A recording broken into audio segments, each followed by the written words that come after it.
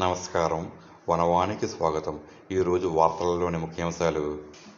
పోలవరం జిల్లా Rampachodavaram police station పరిధిలోని ఇర్లపల్లి గిరిజన బాలికల ఆశ్రమ ఉన్నత పాఠశాలలో విద్యార్థినులకు చట్టాలపై అవగాహన కల్పించేందుకు పోలీసులు శనివారం ప్రత్యేక కార్యక్రమం నిర్వహించారు.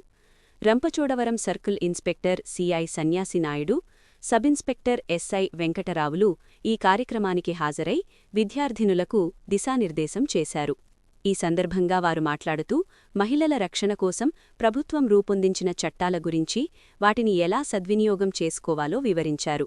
ముఖ్యంగా విద్యార్థినులకు గుడ్ టచ్, బ్యాడ్ టచ్ మధ్య ఉన్న తేడాను తెలియజేస్తూ ఎవరైనా అసభ్యంగా ప్రవర్తిస్తే ఏమాత్రం భయపడకుండా తల్లిదండ్రులకు లేదా ఉపాధ్యాయులకు తెలియజేయాలని సూచించారు.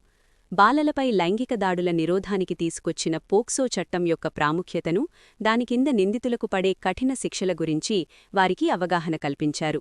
అలాగే ఆపద సమయాల్లో తక్షణ పోలీసు సహాయం పొందేందుకు ఉపయోగపడే శక్తి యాప్ డౌన్లోడ్ చేసుకోవాలని, దాని వినియోగం గురించి విద్యార్థినులకు వివరించారు. ఈ కార్యక్రమంలో పాఠశాల ఉపాధ్యాయులు, సిబ్బంది పాల్గొన్నారు.